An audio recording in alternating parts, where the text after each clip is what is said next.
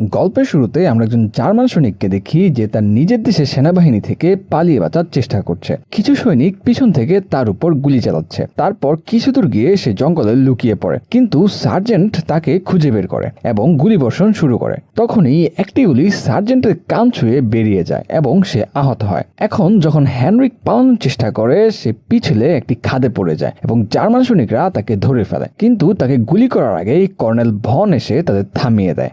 তারপর কর্নেল জানতে পারে যে হেনরিক অনেক যুদ্ধে লড়েছে এবং সে একজন দক্ষ সৈনিক। এরপর কর্নেল হেনরিকের কাছে সেনাবাহিনী ছেড়ে পালানোর কারণ জিজ্ঞাসা করে। হেনরিক বলে, আমি গত 6 বছর ধরে যুদ্ধ করছি, কিন্তু রক্তপাত ছাড়া আমরা কিছুই অর্জন করিনি। আমাদের দেশ বিজয়ীদের দেশ নয়, বরং খুনিদের দেশ। তাই আমি আর কোনো যুদ্ধ লড়তে চাই না, আর না তোমাদের গোলামি করতে চাই। কর্নেল বলে, তোমার মতো সৈনিক আমাদের দেশের জন্য কলঙ্ক, তাই তোমার বেঁচে থাকার কোনো অধিকার নেই। এরপর এরা হেনরিককে একটি গাছে ঝুলিয়ে সেখান থেকে চলে যায়। এরপর হেনরিক তার শেষ সময়ে তার পরিবারকে দেখে এবং তার হৃদস্পন্দন ধীরে ধীরে শান্ত হতে শুরু করে। তখনই হঠাৎ একটি মেয়ে দড়িটি কেটে হেনরিককে নামিয়ে দেয় এবং দেখে তার শ্বাস প্রশ্বাস এখনো চলছে। এরপর সে তাকে তার হাতগাড়িতে তুলে তার বাড়িতে নিয়ে যায়। এদিকে সব জার্মান সৈনিকরা সোনবার্গ নামের একটি শহরে পৌঁছে, যেখানে তারা সোনা লুকিয়ে থাকার খবর পেয়েছিল।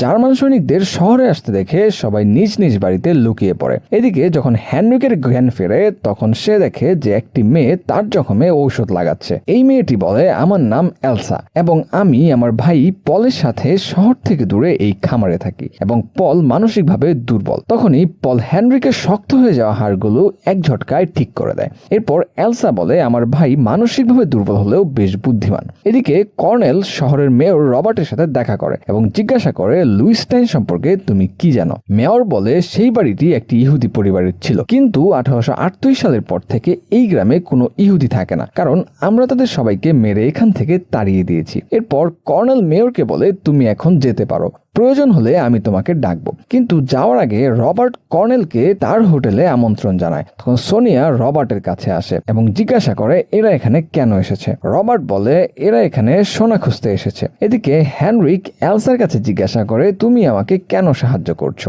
এলসা বলে, কয়েক বছর আগে নাৎসিরা আমার বাবাকে হত্যা করেছিল, আর তার মৃত্যুর পর আমাদের বাড়ি এবং খামার থেকেও বের করে দেওয়া হয়েছিল। এরপর আমি পলের সাথে এখানে চলে আসি এবং তাই আমি এই নাৎসিদের ঘৃণা করি। এরপর তারা একসাথে রাতের খাবার খায়। এদিকে কর্নেল রবার্টের হোটেলকে তার হেডকোয়ার্টার বানিয়ে নেয় এবং সার্জেন্টকে বলে, কাল সকালে তুমি এখানকার খামারগুলো তল্লাশি নিতে যাবে, কারণ আমাদের খাদ্যের খুব প্রয়োজন। পরের দিন সকালে কর্নেল সোনার খোঁজে সেই ধ্বংসস্তূপে তল্লাশি চালায়। তখনই সার্জেন্ট বলে, আমেরিকান এবং ফরাসি সৈনিকরা অনুপ্রবেশ শুরু করেছে এবং তারা শীঘ্রই এখানে পৌঁছে যাবে। উপরোক্ত আমাদের সৈনিকরা ক্লান্ত। আমার মনে হয় এই যুদ্ধে আমরা হেরে যাব।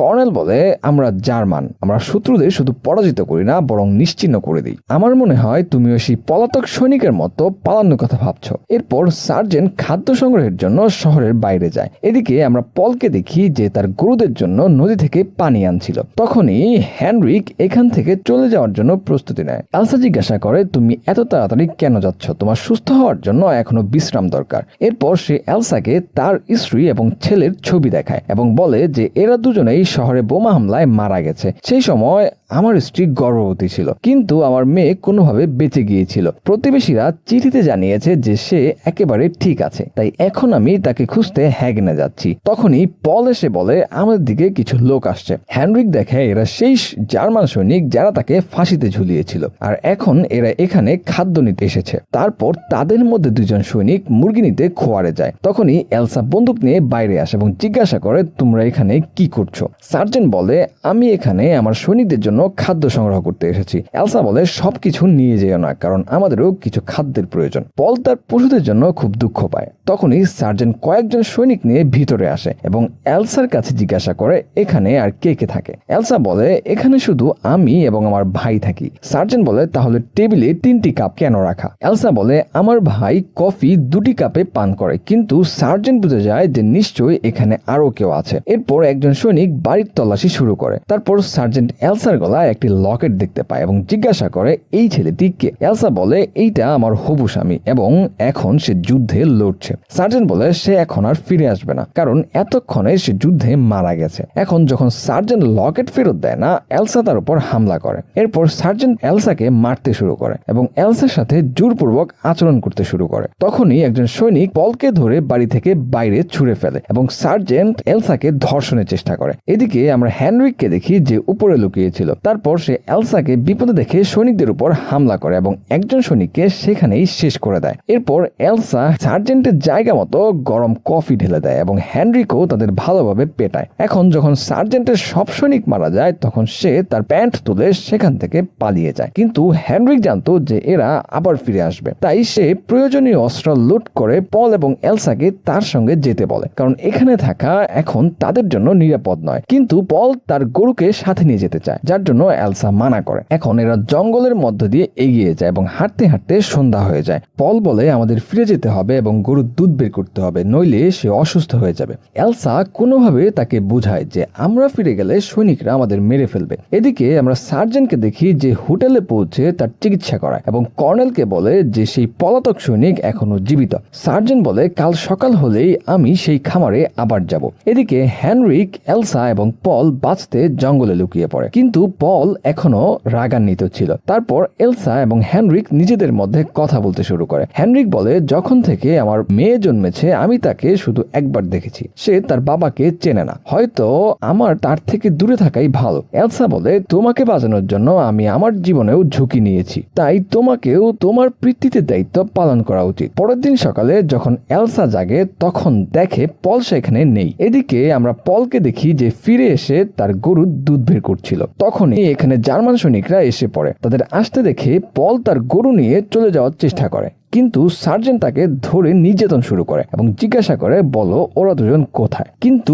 পল তাকে কিছুই বলে না। তার এক সঙ্গী বলে তুমি এটাকে গুলি করলেও এ কিছু বলবে না। এরপর সার্জেন্ট পলকে না মেরে তার গরুকে গুলি করে। পল এটা দেখে খুব কষ্ট পায়। তারপর সার্জেন্ট বাড়ির ভিতরে তেল ছিটিয়ে সবকিছু জ্বালিয়ে দেয়। এদিকে হেনরিক এবং এলসা পলকে খুঁজতে বাড়িতে ফিরে আসে এবং দেখে যে সার্জেন্ট পলকে তার সাথে নিয়ে যাচ্ছে। হেনরিক বলে আমরা তাকে ছাড়িয়ে আনবো। এদিকে আমরা কর্নেলকে দেখি যে সেই বাড়ির প্রতিটি কোণ পরিষ্কার করায়, কিন্তু কোথাও সোনা খুঁজে পায় না। তখনই সার্জেন্ট পলকে নিয়ে কর্নেলের কাছে আসে এবং বলে এটা সেই খামারের মেয়ের ভাই। তারপর কর্নেল শহরের মেয়রকে ডেকে বলে সব গ্রামবাসীকে গির্জার সামনে জড়ো করো। এদিকে হেনরিক এবং এলসাও তাদের পিছু নিয়ে শহরে পৌঁছে যায়। এরা দেখে যে এসএস এর লোকেরা পলকে গির্জার ভিতরে নিয়ে যাচ্ছে, যাতে এরা পুরো গ্রামবাসীদের সামনে তাকে ফাঁসিতে ঝুলাতে পারে। যখন গির্জার ফাদার তাদের বাধা দেয় তখন সার্জেন্ট তাকেও মারতে শুরু করে। এরপর পলকে বাঁচাতে এলসা এবং হেনরিক অন্য পথে যায়। এদিকে দুজন সৈনিক পলকে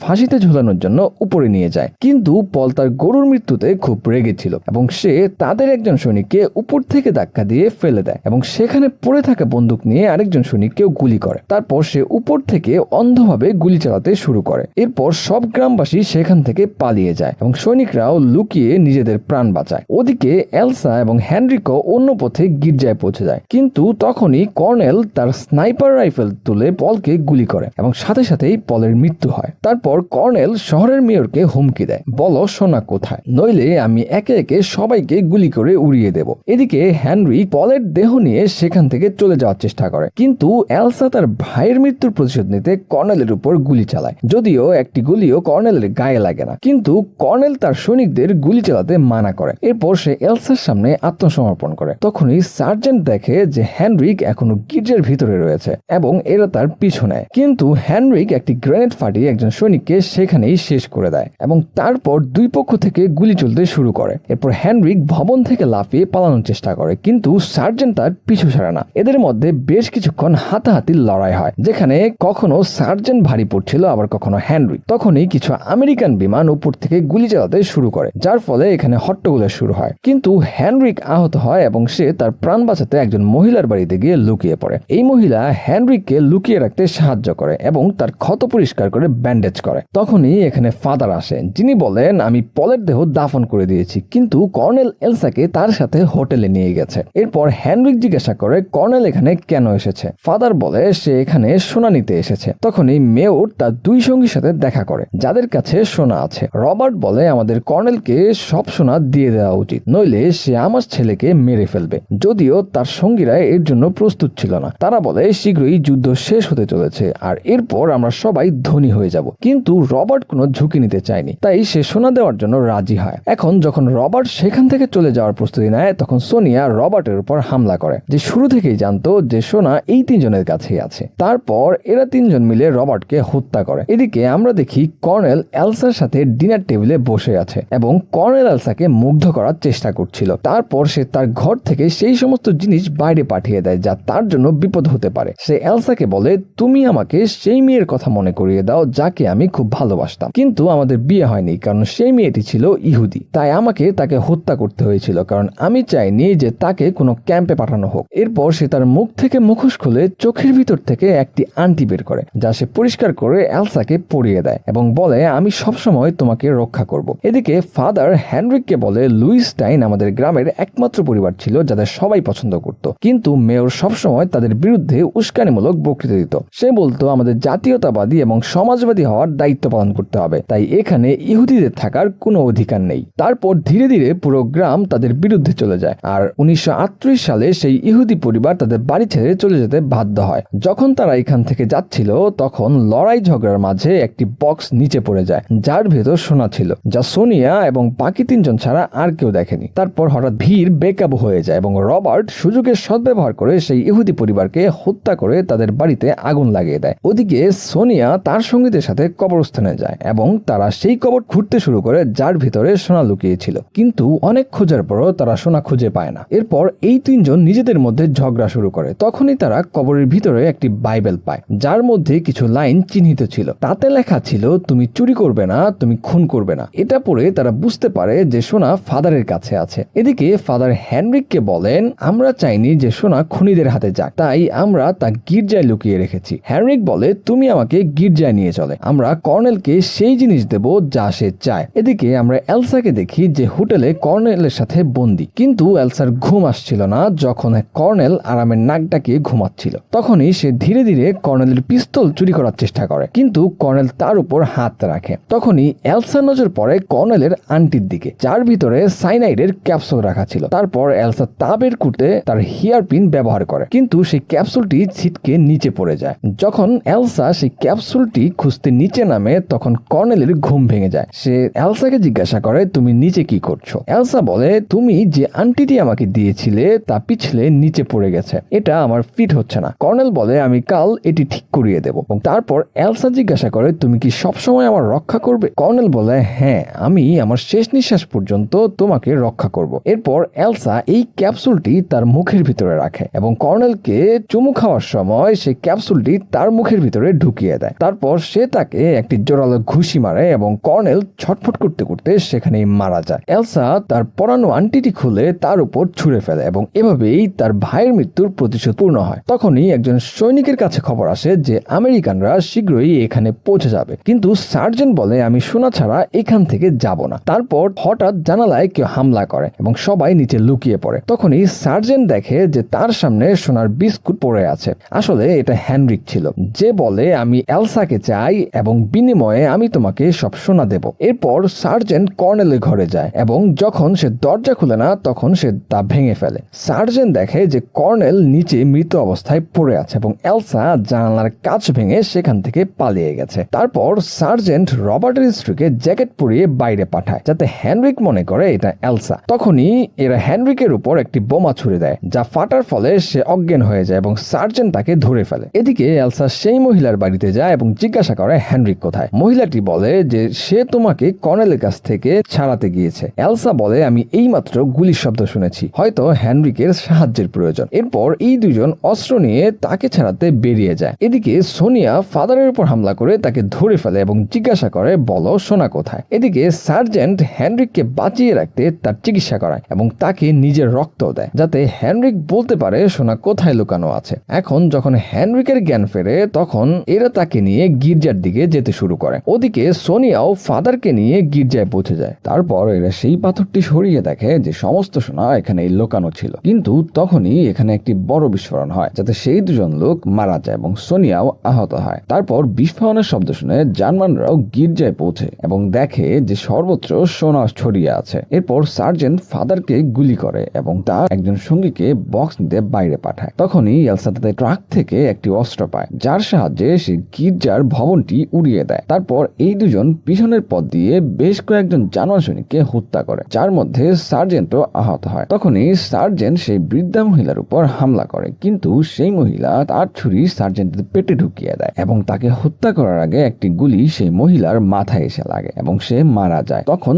এলসা আহত হয়, কিন্তু সে হার মানে না এবং একে একে সব সৈনিককে হত্যা করে। এখন শুধু সার্জেন্ট বাকি ছিল। সে এলসার উপর হামলা করে এবং তাকে হত্যার চেষ্টা করে। তারপর হেনরিক এলসাকে বাঁচাতে সার্জেন্টের উপর হামলা করে এবং সোনার বিস্কুট তার মুখে ঢুকিয়ে তার কাজ শেষ করে দেয়। এরপর এলসা এবং হেনরিক গির্জা থেকে বেরিয়ে আসে, কিন্তু একজন সৈনিক এখনো ভিতরে লুকিয়েছিল, যাকে সোনিয়া গুলি করে এবং সিন এখানে কাট হয়। কিছু সময় পর জানানো হয় যে হিটলার মারা গেছেন এবং যুদ্ধও শেষ হয়ে গেছে। তারপর আমরা সোনিয়াকে দেখি যে গাড়িতে করে কোথাও যাচ্ছিল। তখনই একটি আমেরিকান ট্যাঙ্ক তার গাড়িটি বোমা দিয়ে উড়িয়ে দেয়। তারপর কিছু সৈনিক কাছে গিয়ে পরীক্ষা করে এবং দেখে এখানে সর্বত্র সোনা ছড়িয়ে আছে। তখনই একজন সৈনিক বলে আমাদের এটা রিপোর্ট করতে হবে, কিন্তু তাদের সার্জেন্ট তা করতে নিষেধ করে। এদিকে আমরা হেনরিক এবং এলসাকে দেখি, যারা দুজন হ্যাগেন শহরে পৌঁছে গেছে, যেখানে হেনরিক 6 বছর পর তার মেয়ের সঙ্গে দেখা করে এবং আবেগপ্রবণ হয়ে তাকে জড়িয়ে ধরে। এর সাথেই এই মুভিটি শেষ হয়ে যায়। তো বন্ধুরা, কেমন ছিল ব্লাড অ্যান্ড গোল্ড মুভির গল্প? যদি ভিডিওটি ভালো লেগে থাকে তবে অবশ্যই ভিডিওটি লাইক করো এবং চ্যানেলটি সাবস্ক্রাইব করো। দেখা হবে নতুন কোনো ভিডিওতে।